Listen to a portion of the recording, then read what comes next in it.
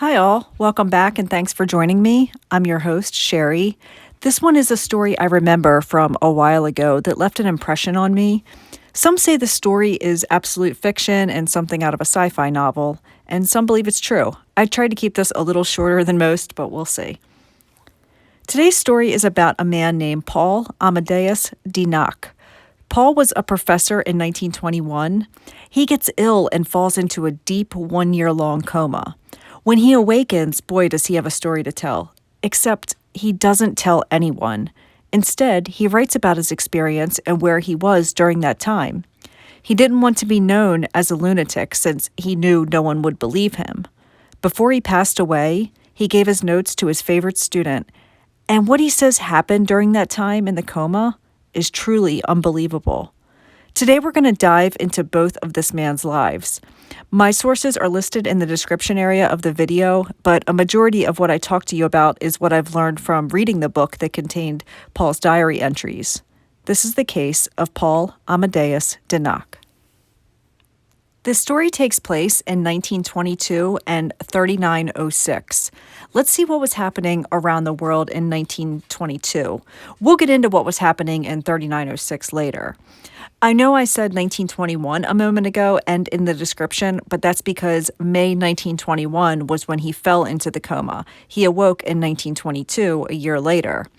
I watched a movie called 1922 a while ago, and it was really good. It's based on a Stephen King book. It's on Netflix if you want to check it out. 1922 was 100 years ago. During this year, the most famous person in America was Babe Ruth. Coca-Cola's first polar bear advertisement was published. The average life expectancy for men was 58 years, and for women, it was 61 years. That sounds really young. There were a lot of disease and famine going on during this time, and everything seemed colorless. Gummy bears were created in Germany. The U.S. Postmaster General declared that all houses had to have a mailbox or you would not be able to receive mail. That still stands today. The average household income was $3,143. And lastly, this was the year that the lovely Betty White was born. She passed away just a few weeks ago. The problem with these old stories is that a lot of the details are murky. It's hard to separate what is true and what isn't, because a lot of the records of this event have been rewritten so many times. It's also a different language, so many of the details are lost in translation. Normally, I give you guys exact dates and details about the subject of the story, but for this one, it's just kind of general details about the person. Paul was a Swiss-Austrian teacher. He specializes as a language instructor of German and French. He always had dreams of being a teacher, and that's just what he did. Paul was madly in love with a woman named Anna, who unfortunately married someone else who was a very rich man. Folks say that once she got married, he sank deep into depression, which in turn affected his health. Anna died of illness soon after she was married. That is incredibly sad. From everything I gather, Paul never married, nor did he have any children. It seems like his mother was his closest friend. Paul was so deeply depressed that he started contemplating suicide. He didn't attempt it, but he was comforted by the fact that the option was there if he needed an out. If at any point in time he just wanted to stop and get off, he could do that. In 1919, Paul gets ill from a disease that was around at that time. The disease was called, bear with me now, encephalitis lethargica. It's more commonly known as the sleeping illness, which is what I'm going to continue to call it because I don't want to pronounce that again. In Europe, between 1916 and 1924, this was a really big thing, like an epidemic. It affected roughly 500,000 people. If you caught it, you fell asleep for long periods at a time, sometimes actual comas, and some never woke up from them. I looked up the definition, and it read that it was a disease characterized by high fever, headache, double vision, delayed physical and mental response, and lethargy. In acute cases, patients may enter a coma. I read that people can still get it today, but it's very, very, very rare. The cause of how it ever came to be is still a mystery. So Paul starts falling asleep very often, sometimes even in the middle of tasks. He falls asleep sometimes for only a few minutes. Other times it's 2 days. At this point, it's considered a coma.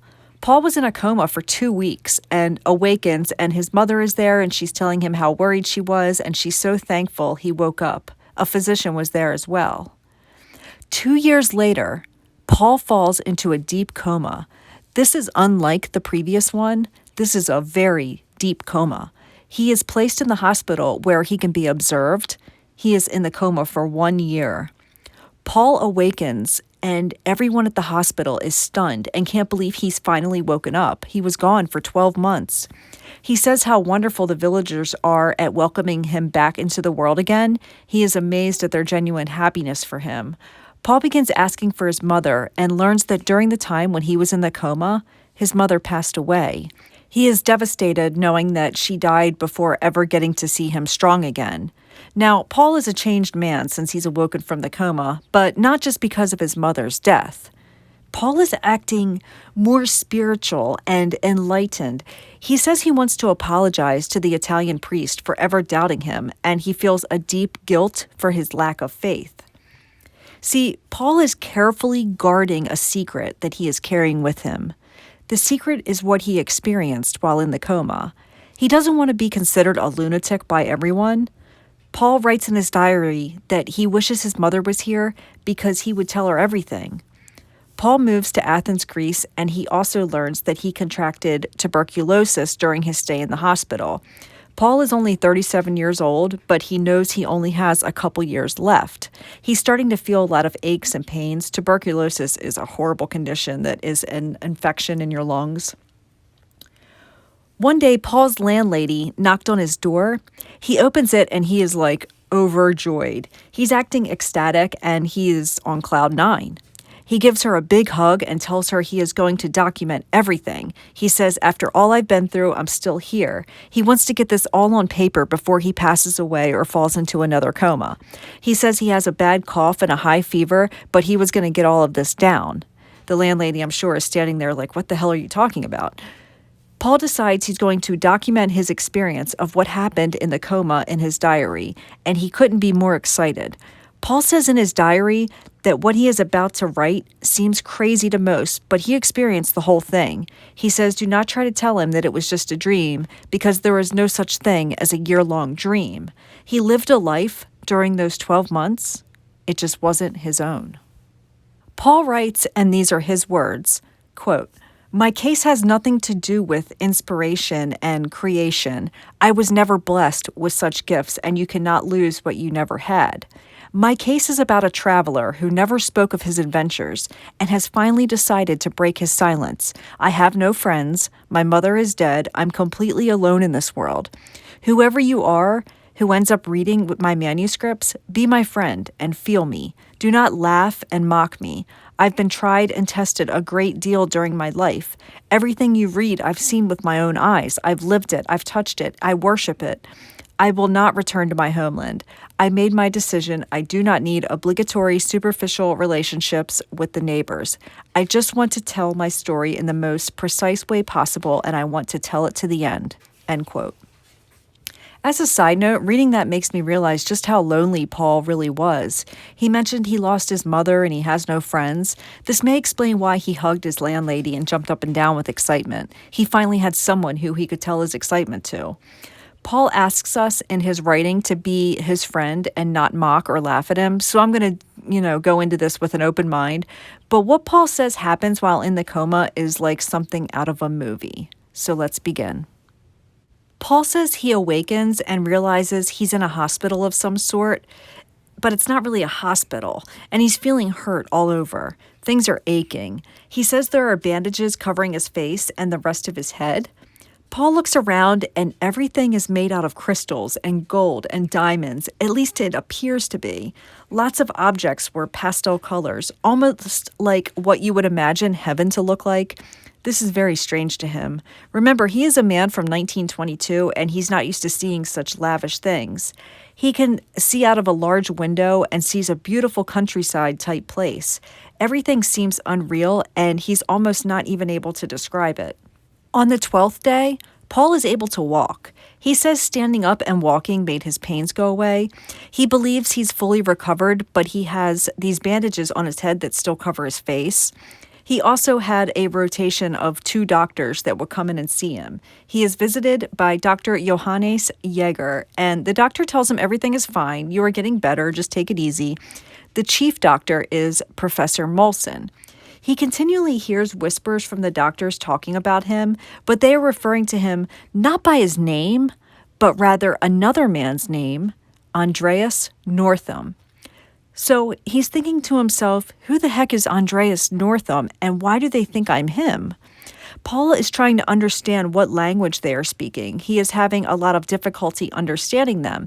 Remember, he's a language instructor. He hears undertones of Scandinavia and English, and he recognizes some of the words, but he still has never heard this language.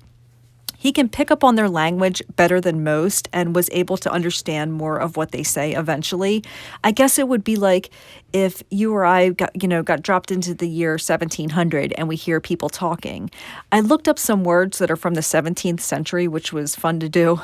A nipperkin is a small glass of liquor. The word lunacy was used, and today we call it madness. The word delirium was used to describe excitement. Now you can see what is happening with Paul. He can make out what they're saying, but it takes some work, just like it would you or I if we were dropped into the 17th century. It wouldn't be until Paul stands in front of a mirror and begins unraveling his bandages on his head that he realizes it's not him he sees. Paul is living in another man's body. The man is Andreas Northam. Paul is no longer the dying man living in Athens, Greece in 1922. He is living in the year 3906, which was like a whole other sucker punch. To put that into perspective, imagine taking a man from 1922 and dropping him in the year 2022, which is 100 years later, and it's today. Well, this is 1,984 years into the future. Paul freaks out, which is completely understandable. He is in such a frenzy that the nurses weren't even allowed in the room. It takes days for Paul to calm down. Paul learns Andreas was in a severe car accident. He essentially died, but was able to be revived somehow by freezing his brain. We're talking 3906 here, guys. There's probably been a million medical advancements since then. So Paul realizes they must think Andreas was able to come back to life, but it was actually Paul's consciousness that arrived in Andreas' body. Somehow something was messed up during this whole transmission, and that is what we end up with, like something out of a sci-fi movie. Paul is going to play along with it and not reveal that he is not Andreas. Now, Paul still remembers his mother and the woman, Anna, he was in love with, and he is having a lot of difficulty sleeping, like awake for days and weeks at a time. He's thinking about his life back in 1922, and his insomnia gets so bad that the doctors call for a small group of men to come visit him. Paul is very much in awe by this group, and so are the doctors and nurses. They are like the elders, I guess we would call them. Paul doesn't know if they are priests or kings or what they are, but they are making him feel intimidated. They are called the electors, and they are actually the spiritual leaders of this beautiful futuristic society.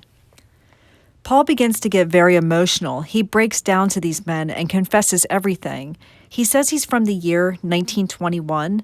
This body is not mine. My name is Paul, not Andreas. He doesn't know how he got here. The men seem to understand everything that Paul is telling them, and they assure him he's okay. Time and consciousness are just an illusion. Paul begins to think he's fallen through a time travel portal somehow. So Paul decides if he's here, he's going to make the best of it. He wants to learn all he can about the future and what has happened between 1922 and 3906.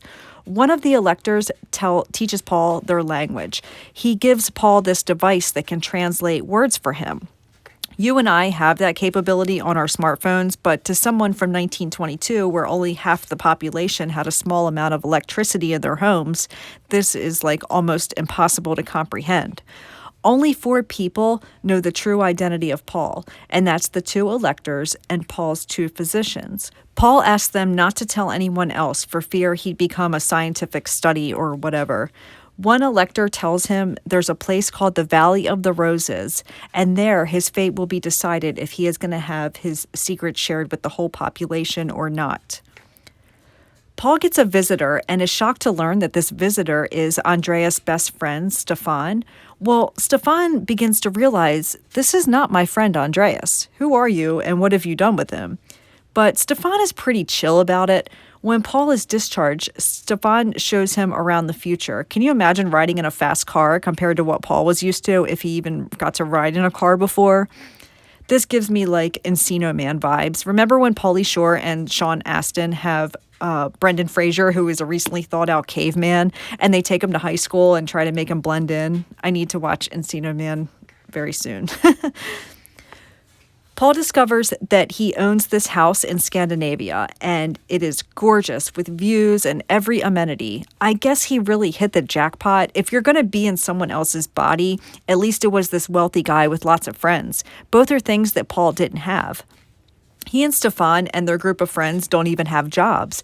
They just play all day on boats and sing and dance and travel. It's like a never-ending vacation. At this point, I'm wondering if Andreas is in Paul's body and dealing with tuberculosis, poverty, and famine. If that's the case, I'm sure he's not having as good of a time. Paul is confused about how these men don't have to work. How are they able to just live like royalty? Stefan explains that in the future, they have what you call a 2-year service. Basically, you graduate high school at 17, and then from ages 17 to 19, you are assigned a job in the city. In that 2-year period, you make enough money for the rest of your life. I mean, that sounds completely fair to me, and can we make this a thing? Retire at 19 years old? Paul isn't sleeping. He's been without sleep for quite some time. The doctors assure him that he is fine and lack of sleep won't affect him. He's not going to die from not sleeping. Stefan and Paul become very close friends. They share a bond that is like more than what Stefan had with the real Andreas. Stefan takes Paul to one of these cities, and there he sees flying cars and beautiful architecture. Paul describes some of the things he saw, which solidifies his story because much of this stuff wouldn't come out until much later than 1922. Not the flying cars part, but he claimed mankind would struggle with apocalyptic wars, starvation, overpopulation, and the destruction of the environment between 2000 and 2300. He also says that humanity will suffer its most devastating war yet in 2309, and a lot of the world's population is wiped out and started over. Paul says in 3906, money is not really a thing. No one is impressed about how much money you have. Your status is determined by spirituality. That is what separates the rich from the poor, how spiritual you are. He also said medication isn't really a thing anymore. Instead, it's meditation and relaxation that heals you. There's no real politics. Instead, it's like a global consciousness. He also says we have a regular contact with aliens. They're our neighbors next door in space, and we say hello just like we do our neighbors here on Earth. Once Paul has been in 3906 for a year, he knows it's time to go off to the Valley of the Roses, where his fate will be determined and if he will be outed as this man from 2,000 years ago and living in another man's body. To get to this place, Paul and Stefan have to take this method of transportation that is a flying boat. Don't ask me how a flying boat operates because I have zero clue. They go down an artificial river and into the Mediterranean. When they get there, Paul says the city is the most beautiful place he's ever seen so far. It's made up of rivers and lush gardens full of roses. The buildings aren't like city buildings today. They're more like temples, and they're covered in gemstones, and everything is sparkling.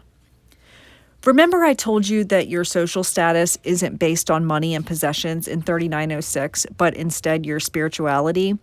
Well, the Valley of the Roses is the land of the rich and famous. These are the most spiritual leaders in the world. These are scientists and philosophers, and each one is like Pope status, as we would consider them. Paul stays at this place for a few weeks, learning about the greatest thinkers in time. Philosophy is like the key to everything in this time period. Paul likes to stay up all night looking at the city lights and admiring all the beauty when he is hit with a wave of sadness. He begins thinking about his life in 1922, his real life, not Andreas's life. He thinks of his true love, Anna, and his mother, and is feeling nostalgic. He's feeling very close to them, unlike he has been for the past year. He asks Stefan, how can I still have these feelings for Anna? I'm in another country, another lifetime. I'm 2,000 years ahead of her. Stefan says that is because his love for Anna was transcended. It's beyond this lifetime. Paul realizes Anna is his be-all, end-all, and reality begins to set in. He suddenly feels very faint and drowsy and falls into a deep sleep. This is the first time Paul has slept in a whole year. Paul wakes up, and it's 1922. He has been in a coma for a whole year. So he's in his own personal body. And he's in a hospital in Switzerland. People are gasping to see him wake up. It's a much different environment from what he's been in for the past year. Paul is 100% sure that what happened to him was real. He knows no one is going to believe him. He doesn't say a word about it to anyone. A year later, we're in 1923 now. Paul writes everything down. Remember, we discussed this near the beginning. Paul is dying from tuberculosis, and he has to get this out. Not to tell people, but just to put it in writing for his own sanity. As Paul is close to his death, one of his students named George comes into possession of Paul's diaries. Some say Paul gave it to him so that he could practice the language. Others say he just found it in Paul's stuff. Either way, Paul did not think this story was ever going to get out, and that's not what he wanted anyway. It took George 14 years to translate Paul's diary. He did it during his free time and summer breaks. George is reading these diary entries, and he's like, holy shit, as any of us would be. George gives the diary to a couple secret societies like the Freemasons. He hopes they will be able to shed some light on what all this means. The Masons thought this was serious enough that they kept the diary a secret. In 1972, George decides he's going to publish Paul's diary. The Masons haven't done anything with it in a few decades. George is an elderly man. The book didn't do so well, and it's virtually unheard of. So in 1979, George published it again, and he calls the book The Valley of the Roses. 1972 and 1979 sound really far from 1922. Now we're going to get into more modern day. In 2015, George has been dead for almost 25 years. He passed sometime in 1991 at the age of 86 years old. A man named Achilles, who is a Greek writer and also a TV producer, Achilles finds an original copy of the book. Achilles is from modern day, and he's like, wow, this is some wild stuff. He translates the book to English, and that is when it becomes much more popular, and people like myself learned of Paul's experience. The book is titled Chronicles from the Future. It's a good read, but its interpretation will be different to each person who reads it. To wrap this up, Paul was indeed a real live man. He died in 1924. Whether or not you believe what happened to him was true or not is something personal for you to decide. I want to believe him, but the reality side of me makes it seem like this was all just a coma dream. I'm no doctor or expert philosopher. I'm no one who would have any of knowledge whatsoever of this stuff, so don't take my word for it that it did or did not happen.